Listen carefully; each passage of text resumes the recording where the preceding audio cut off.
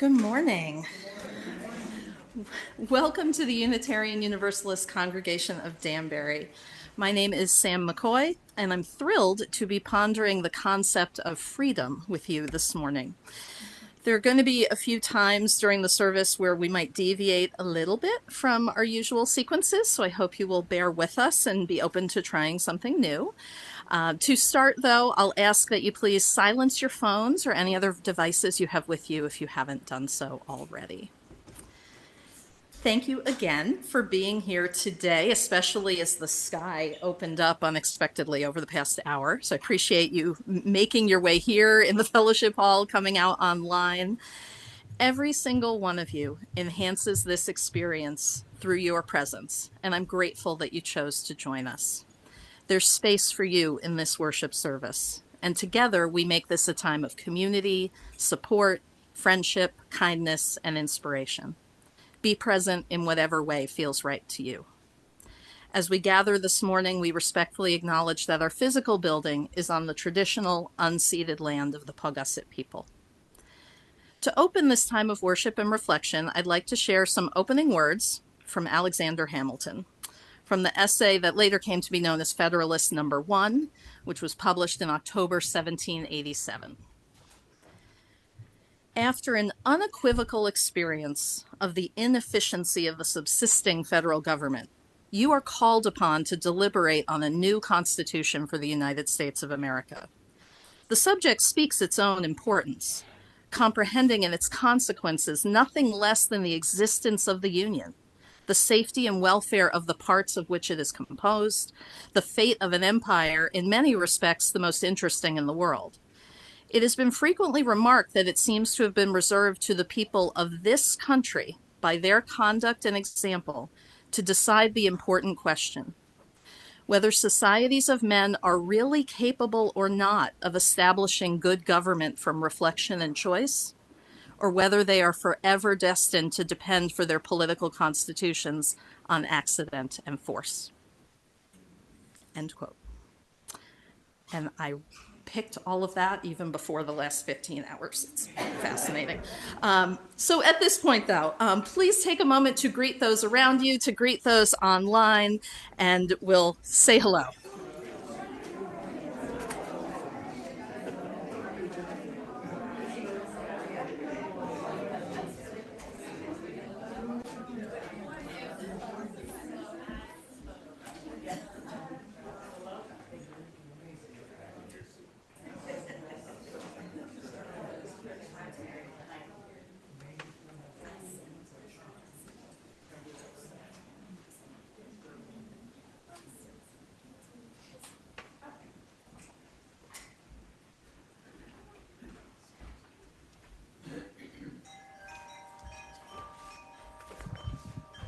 Thank you, Maisie. Maisie's our chimer today. Welcome again. My name is Todd Zagorek. My pronouns are he and him. I am with the Sunday Services Committee, and you could be too if you want to be. We are we are with all the perks that come with it. We are always looking for new and additional members, and it can be a lot of fun. So anyway, if you've ever considered that, consider it some more. If you're a visitor, if this is your first time with us, we have a part-time minister, Reverend Tony Lorenzen, and when he is not in the pulpit, then we will have a guest speaker, or sometimes a member of the congregation will present the service. Thank you, Sam, as is the case this morning. And as it happens, Reverend Tony is on sabbatical now until the first week of September. So through the summer, our services are going to be led mostly by members of the congregation, although we do have a couple of guest speakers lined up. And speaking of summer, don't forget to set aside some water for the water communion ritual and the ingathering service in September. I know summer's just getting started, but it's not too soon to think about the end of summer, and it'll be here before you realize it. So anyway, if there's some water from a place that you visit that is important to you, or some water that is otherwise significant, set it aside. And during the ingathering service the first week of September, The water communion ritual is where we all pour that water into a common bowl. A couple of announcements.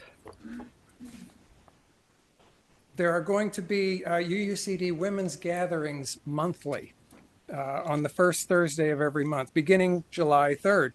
They will be at the Mothership on Main Street in Danbury. No particular agenda, just conversation and connection. Everybody's welcome. Nobody has to sign up in advance. Just show up. And next Sunday at 3:30 p.m. at the Palestine Museum in Woodbridge, there will be a talk by Jonathan Kutab titled Ongoing Genocide and Prospects for Peace and Coexistence Between Palestinians and Israelis. Jonathan is an international human rights lawyer, co-founder of Nonviolence International and the Palestinian human rights group Al-Haq. He authored a book called Beyond the Two-State Solution. And that book is actually available for free download from his website. And Justine McCabe can give you instructions for downloading that. So now we will begin with lighting our chalice. And Sterling is going to be our chalice lighter today. If you'll join me in the words for lighting the chalice.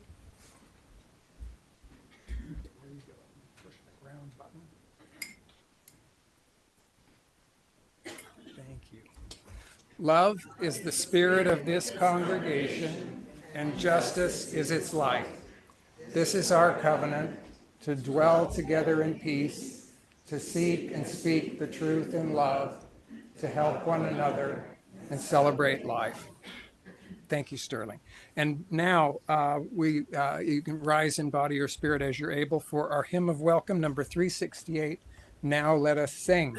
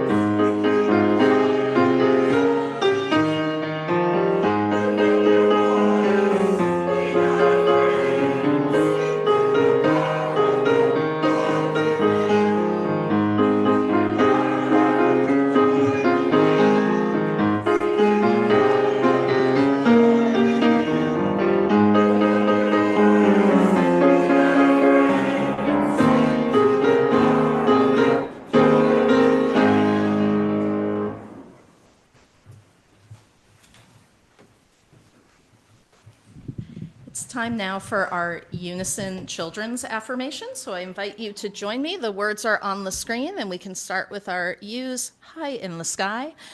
We are Unitarian Universalists. We are people with open minds, loving hearts, and helping hands. We care for the earth and each other. This morning, our story is from the book Freedom We Sing, which was written by Amira Leon and Molly Mendoza. You'll be able to follow along on the screen.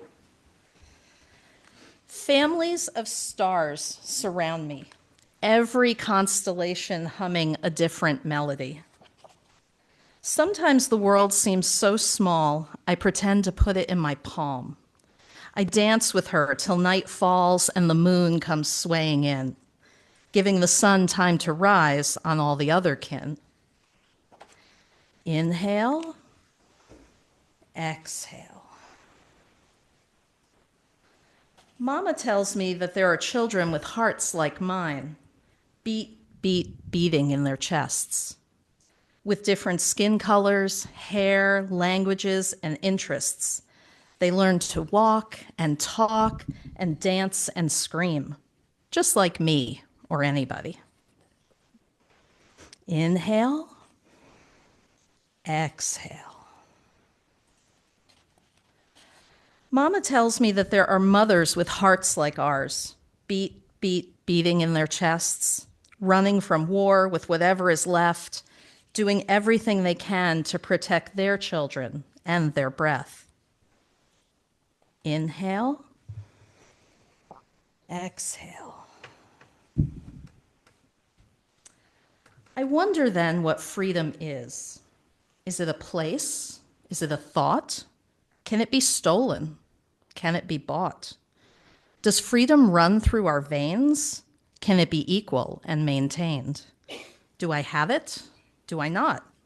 Can it be written? Can it be taught? Inhale, exhale. Mama tells me breath is freedom, a sweet release, the right to be, a universal sign of life and peace. The sky is our equality. It unites us with the world and our ancestry. Inhale, exhale. Breath is what makes us alive. It is a chance to swallow the sky. Breath is a reminder that history is everywhere. We are the answer to our ancestors' prayers. May we dance into the sunrise. May we believe in our dreams. May we learn the song of freedom that the constellations sing. Inhale, exhale. Freedom is you. Freedom is me. We are free. We are free. Now we will do our food collection. I don't know if any of the kids in the congregation would like to come up and get the basket. Maybe Maisie or Sterling, if you want to help. If you brought food to share, please hold it up high so they can come around and grab it from you. And we will sing This Little Light of Mine as they finish the collection and then head downstairs.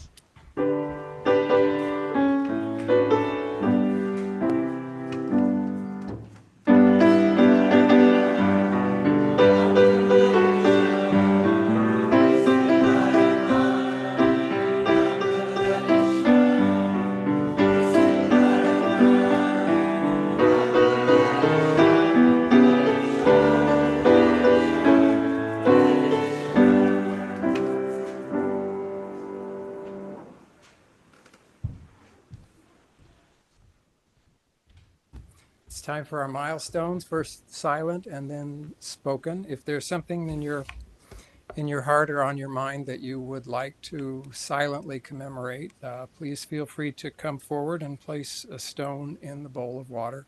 And for folks joining us virtually online, if you want to make an X in the chat, that would work as well.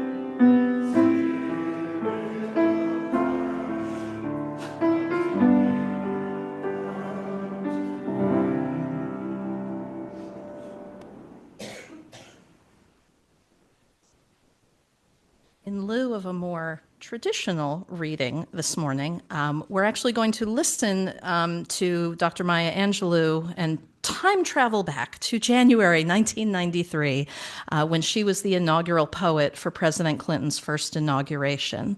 When I was thinking about this service and thinking about her words, I thought, why listen to me read it or listen to Todd read it? Let's listen to her read it because the technology will allow us to do so.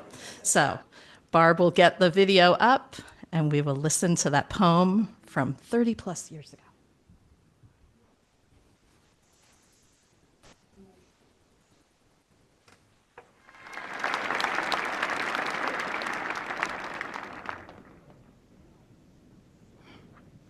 Mr. President and Mrs. Clinton, Mr. Vice President and Mrs. Gore, and Americans everywhere. A rock, a river, a tree, hosts to species long since departed, marked the mastodon, the dinosaur, who left dry tokens of their sojourn here on our planet floor. Any broad alarm of their hastening doom is lost in the gloom of dust and ages. But today, the rock cries out to us, clearly, forcefully, "Come, you may stand upon my back and face your distant destiny, but seek no haven in my shadow. I will give you no hiding place down here. You, created only a little lower than the angels, have crouched too long in the bruising darkness, have lain too long face down in ignorance, your mouths spilling words armed for slaughter. The rock cries out to us today, you may stand upon me, but do not hide your face. Across the wall of the world, a river sings a beautiful song. It says, come, rest here by my side. Each of you, a bordered country, delicate and strangely made, proud, yet thrusting perpetually under siege. Your armed struggles for profit have left collars of waste upon my shore, currents of debris upon my breast. Yet today, I call you to my riverside, if you will study war no more. Come, clad in peace, and I will sing the songs the Creator gave to me when I and the tree and the rock were one. Before cynicism was a bloody sear across your brow, and when you yet knew, you still knew nothing. The river sang and sings on. There is a true yearning to respond to the singing river and the wise rock. So say the Asian, the Hispanic, the Jew, the African, the Native American, the Sioux, the Catholic, the Muslim, the French, the Greek, the Irish, the rabbi, the priest, the sheik, the gay, the straight, the preacher, the privileged, the homeless, the teacher. They all hear the speaking of the tree. They hear the first and last of every tree speak to humankind today. Come to me, here beside the river. Plant yourself beside the river. Each of you, descendant of some passed-on traveler, has been paid for. You who gave me my first name, you Pawnee, Apache, Seneca, you Cherokee Nation, who rested with me, then forced on bloody feet, left me to the employment of other seekers, desperate for gain, starving for gold. You, the Turk, the Arab, the Swede, the German, the Eskimo, the Scot, you, the Ashanti, the Yoruba, the Kru, bought, sold, stolen, arriving on a nightmare, praying for a dream. Here, root yourselves beside me. I am that tree planted by the river which will not be moved. I, the rock, I, the river, I, the tree, I am yours. Your passages have been paid. Lift up your faces. You have a piercing need for this bright morning dawning for you. History, despite its wrenching pain, cannot be unlived, but if faced with courage, need not be lived again. Lift up your eyes upon this day breaking for you. Give birth again to the dream. Women, children, men, take it into the palms of your hands. Mold it into the shape of your most private need. Sculpt it into the image of your most public self. Lift up your hearts. Each new hour holds new chances for new beginnings. Do not be wedded forever to fear, yoked eternally to brutishness. The horizon leans forward, offering you space to place new steps of change. Here, on the pulse of this fine day, you may have the courage to look up and out and upon me, the rock, the river, the tree, your country. No less to Midas than the mendicant, no less to you now than the mastodon then. Here, on the pulse of this new day, you may have the grace to look up and out and into your sister's eyes and into your brother's face, your country, and say simply, very simply, with hope, good morning.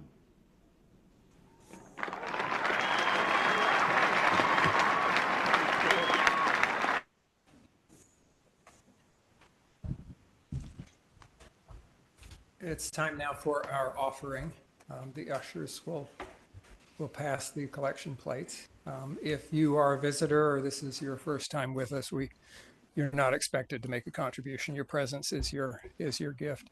Your generosity is much appreciated, and it's what makes everything that we do here possible. There are many ways to give in addition to the collection plates. You can mail checks to 24 Clapboard Ridge Road. You can go online and use Simple Give to make a contribution. There's the QR code that's on the screen. Thank you again for your generosity.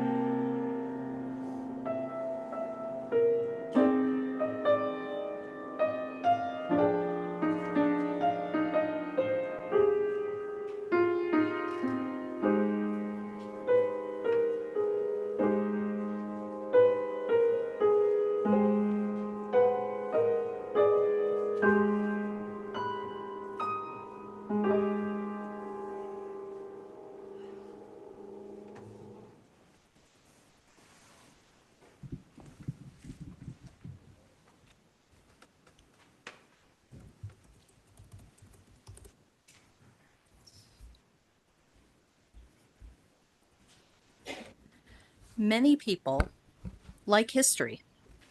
They will tell you about the latest biographical tome they've picked up. Some will talk about a fascinating exhibit they saw or a captivating documentary they watched. I mean, at some point, how many of us haven't seen something from Ken Burns? Or maybe even Lucina Fisher is here as well. Others may not take their history straight, but instead prefer it in a more fictionalized package. I'm willing to bet many of us in this room have watched some portion of Downton Abbey or The Gilded Age or Call the Midwife. And maybe some of you know people who even got a history degree on their way to another career. There's something about the study of history that resonates with many of us, the storytelling involved in its study. And each of these pathways into history is delightful and enriching. In my house, however, history is not just a hobby. It is a way of life. My spouse and I do both have history degrees, but it's not just about that. And it's even only partly about the fact that I teach U.S. history to middle schoolers. The other significant piece in this puzzle is the fact that my spouse is a Revolutionary War reenactor. He has been for decades. He spends hours poring over digitized 18th century documents, trying to learn about the men who fought in this revolution and what their experience was like. He stitches clothes for himself, sitting there by hand. He's learned leather work in order to make himself all kinds of accoutrements that go with his equipment. He belongs to a unit modeled on an actual unit from the period, and he signs up to participate in all kinds of events, from shows with local historical societies to intricately planned reenactments put on by the National Park Service.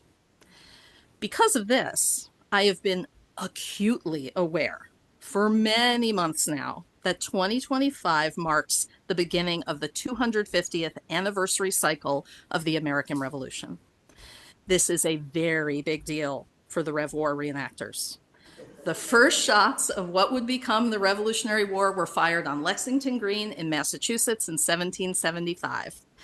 The Park Service program to mark that event this past April drew hundreds of reenactors from all around the U.S., portraying both Patriot and British, as well as thousands of spectators. Many of you are probably also aware that last Saturday marked the 250th anniversary of the Continental Congress beginning to stand up an army to oppose the British. Maybe some of you in this room can remember the bicentennial events from back in 1976. As a bicentennial baby myself, I even literally have a certificate they gave out at the hospital to my parents. I was alive for a lot of those 200th anniversary activities, but I was way too tiny to be conscious of any of it. I do remember 25 years ago, though, when the 225th was happening. Most Americans didn't have that on their radar, but the reenactors were all over it. My spouse traveled up and down the East Coast. He was in Massachusetts all the way down to North Carolina. He took part in events from 2000 to 2008, the whole span. And when the 250 events kicked off this spring, he's been prepping new clothing, new equipment. It's been months. He's been anticipating this. And as we sit here right now, the activities for the Battle of Bunker Hill are happening in coastal Massachusetts, literally at this moment. So the presence of historical reenacting in my life gives you a little bit of context for what brought us here today. And another part of that process happened to be a field trip I was planning for my 7th graders last month. We ended up taking the whole grade into Manhattan for a day, and their adventures included some time at the American Museum of Natural History, as well as a walking tour of Lower Manhattan. And one goal we had for the tour was to show them the layers of history that have built up in New York City for hundreds of years. Many of them know Manhattan for its theater, museums, sports, and restaurants, but they rarely think about the way the city's changed and grown over 400 plus years. We spent a couple of hours that morning moving around the very oldest parts of the city, thinking about why the Battery is called the Battery, how Broadway evolved, the development of the financial district, and even the engineering that went into the Brooklyn Bridge. Now, my son, Ethan, if he were here, would tell you that he often gets roped into helping with the various teaching activities I've got in my mind. And in this case, he was my guinea pig for the walking tour. And we took a Saturday in early May to drive down and wander around the city on foot for a few hours. Because of our historical theme for the day, when we got in the car, I suggested that the Hamilton soundtrack could keep us occupied as we made our way southward. And while I always enjoy a good sing-along with the original Hamilton cast, something struck me that morning. Although I've known the lines from those songs inside and out for years now, the song called The Story of Tonight hit me a little differently that morning. And we're going to play it for you now so that you, if you haven't heard it before, you'll hear it. And if you know it, you can be reminded. So Barb's going to get that up. I may not live to see our glory, but I will gladly join the fight. but I will gladly join the fight. And when our children tell our story, And when our children tell our story, they'll tell the story of tonight. let's have another round tonight. Let's have another round tonight. Let's have another round tonight. Raise a glass to freedom, something they can never take away, no matter what they tell you. Raise a glass to the four of us. Tomorrow there'll be more of us telling the story of tonight. tell the story of tonight. Raise a glass to freedom, something they can never take away. No matter what they tell you, Let's have another round tonight. Raise a glass to the four of us. Tomorrow there'll be more of us. telling the story of Let's tonight. have another round tonight. Tell the story of tonight. Raise a glass to freedom. They'll tell the story of tonight. Raise a glass to freedom. They'll tell the story of tonight. Tell the story of tonight.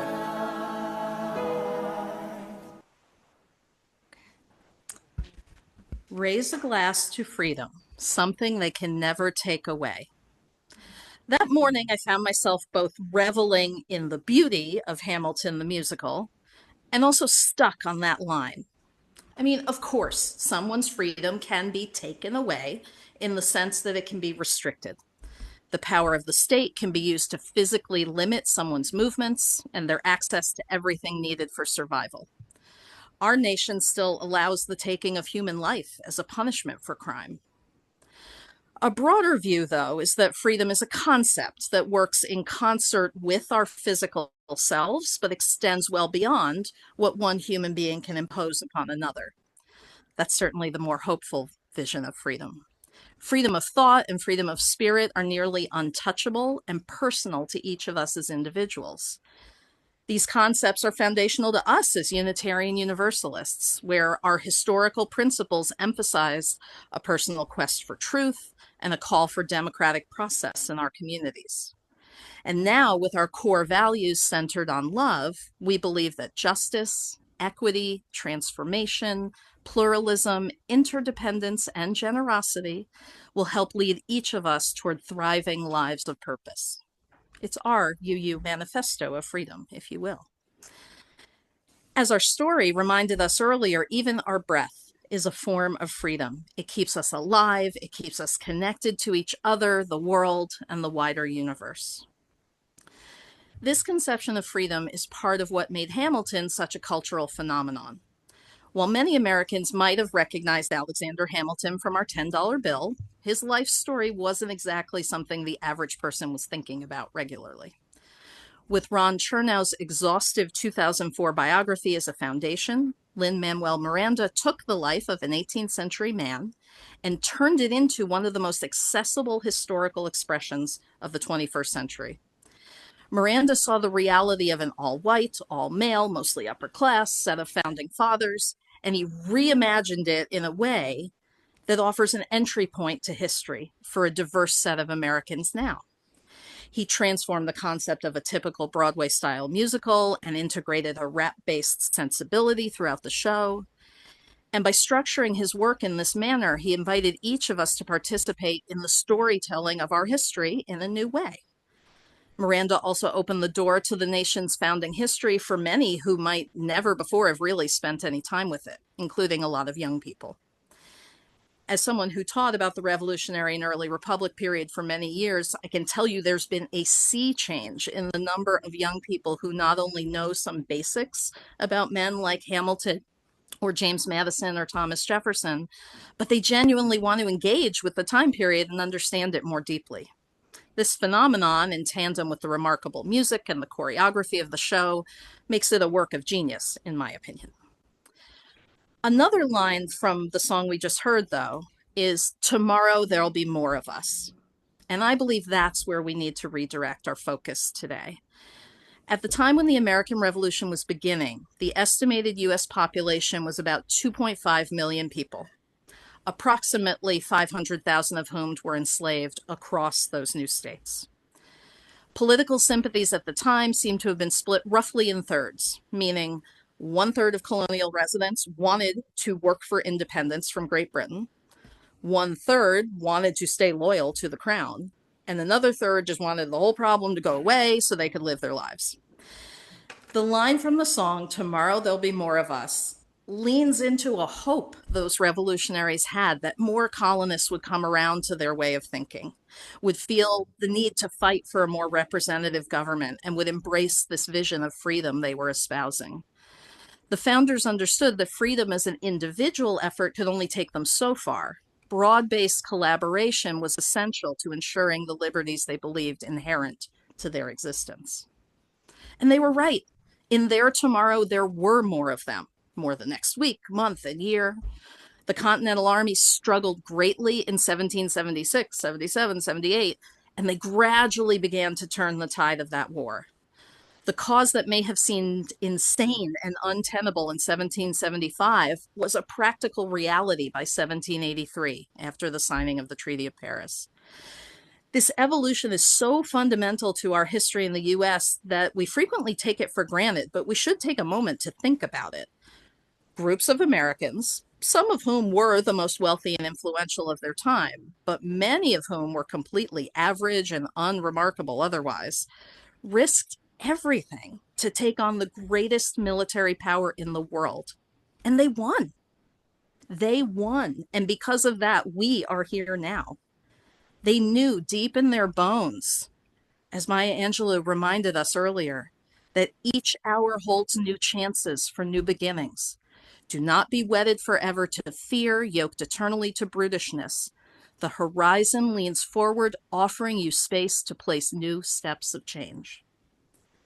The horizon did lean forward for them, and the people of those new United States were then faced with the challenge of governing themselves. They set up a loose confederation to start, but they discovered it wasn't workable at a national level, which set them on the path to writing the Constitution in 1787. As the states were debating over whether or not to accept and ratify the Constitution, Alexander Hamilton, John Jay, and James Madison were publishing a set of essays, anonymously, encouraging the American people to embrace this new framework. And those essays became known as the Federalist Papers. Madison, who had written a lot of the language in the Constitution himself, turned out to be absolutely prescient with what he wrote in Federalist 51. So I want to quote him for a moment.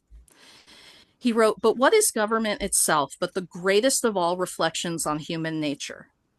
If men were angels, no government would be necessary. If angels were to govern men, neither external nor internal controls on government would be necessary. In framing a government which is to be administered by men over men, the great difficulty lies in this. You must first enable the government to control the governed, and in the next place, oblige it to control itself." End quote. As we know, there were indeed no angels available, but our ancestors did manage to craft a system of government which men would administer over other men. We can all attest that it hasn't been perfect, but we can also acknowledge that we've made great progress in the quest to live up to the ideals written in the preamble to that Constitution. As a nation, our people have worked hard to form a more perfect union, establish justice, and secure the blessings of liberty. We've spent these past 250 years grappling with what the role of government should be, particularly in a nation that has swelled to around 340 million people, a far cry from the 2.5 million at the founding. Our systems have needed to evolve, and the ways we interact with each other across our territory have changed. This same spirit of growth and evolution lives in Unitarian Universalism. Our denomination has pursued freedom of conscience and a better world in many different forms over these same 250 years. In the early years of the US, both the Unitarians and the Universalists were outsiders in their own ways, never fully accepted in mainstream religious life. And it took a while for each of those U's to formally find each other. And even once that happened, it didn't mark the end of the line. As a denomination, we continuously reconsider how to express our beliefs and the best ways to invite more people into our mission based on love. Consider how over the past few years, our organization brought a critical eye to our principles and then developed the system of values we have now. Change in the UUA didn't happen overnight, very much not overnight, but it does happen. And what sometimes feels like that glacial pace of change can be a reminder that while democracy is messy, it can still get us to the results we desire. Much like how we UUs have gradually and painstakingly constructed our religious communities, the US as a whole has done the same. The people of that revolutionary period dreamed of a concept of freedom, and they invested themselves in bringing it to fruition. They were able to craft a new reality for themselves and a system of government that hadn't been tried before. Decades later, the people of the Civil War era were called forward in a similar process, challenging the system of enslavement that dominated the nation.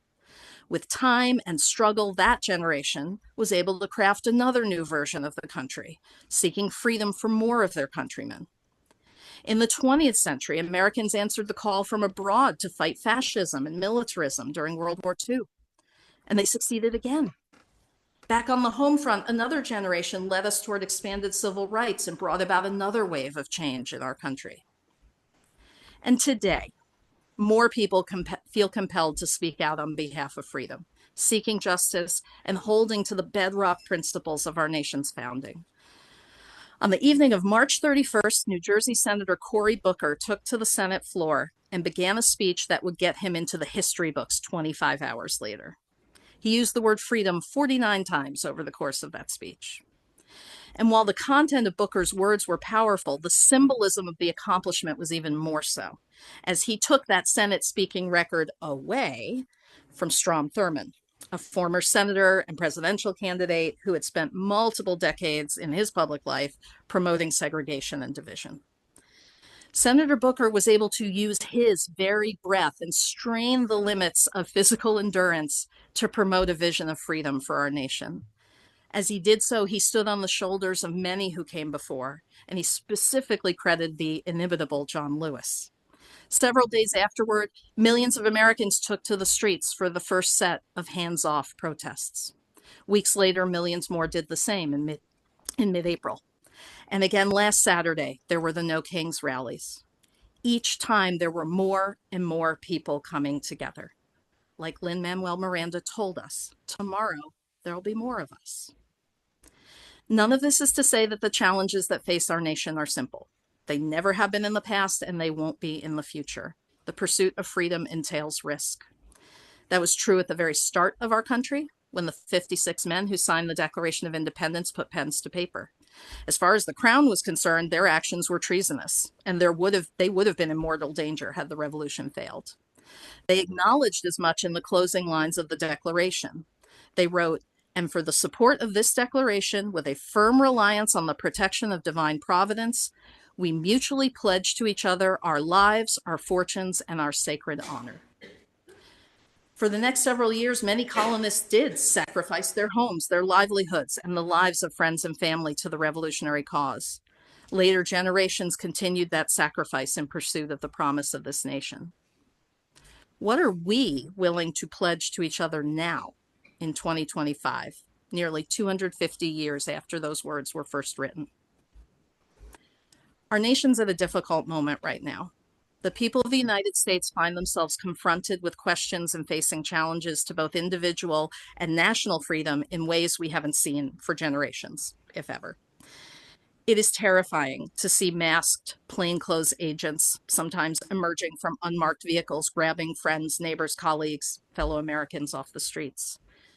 It's unconscionable to render detainees to foreign prisons without due process. I believe those actions are un-American, the opposite of what that revolutionary generation fought for. We are seeing, as Madison warned, a government struggling to control itself. If there's a silver lining to be found, however, it's that I also see people every day pledging themselves to those friends and neighbors. There are many right now fighting for the rights promised in our founding documents and the liberties our law and precedent have guaranteed for 250 years. These people are in federal buildings, courtrooms, offices, and public areas all across our nation. And I fully believe that tomorrow there will be even more of them, more of us. The hopes and promises that have sustained this nation since its founding are still worth fighting for. Even if it feels extra dark right now, we can still see the horizon of the next morning. We will continue to lean forward toward it. To borrow a line from President Lincoln, with malice toward none and charity toward all, we can continue to bind up the nation's wounds. So may it be. And now, if you'll rise in body and spirit, we're going to sing "We'll Build a Land." The words will be on the screen.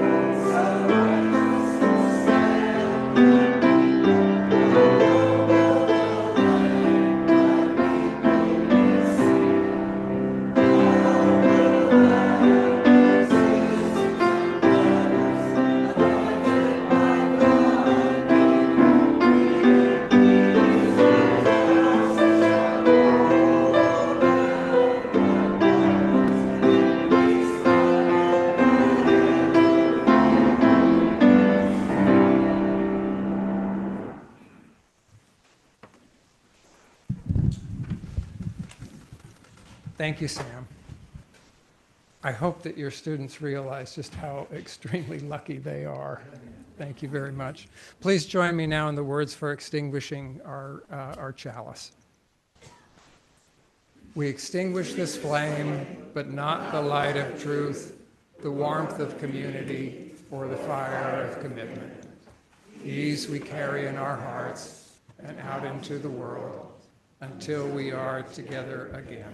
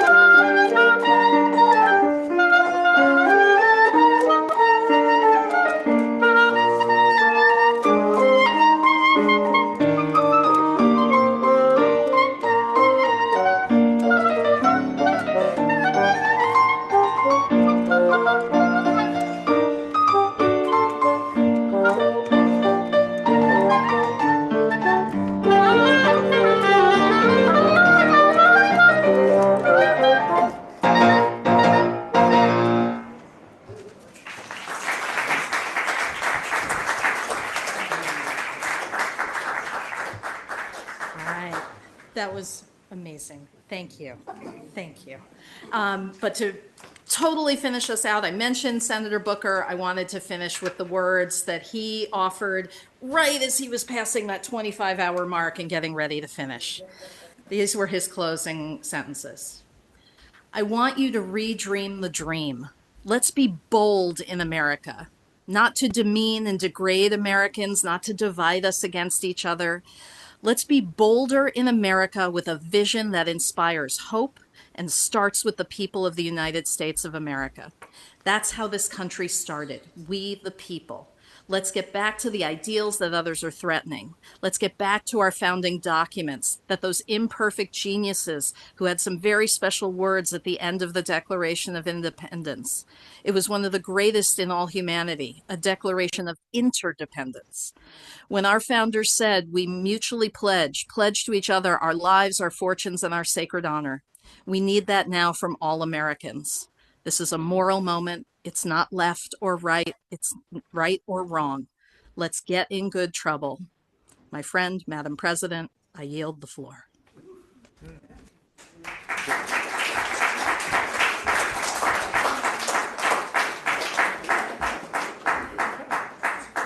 Thank you guys for coming. Oh, you're welcome. Appreciate it. That's fine. It's always good to have Yeah, music. no. Everybody appreciates that. Okay. Versus you all the Yeah, time. I'm just figuring out also good to play. It's a very gentle, like that was all Aaron Copland stuff that I was playing. Oh, really? Yeah. He asked me to do something American and modern. So that was, I found that. It was a nice, gentle.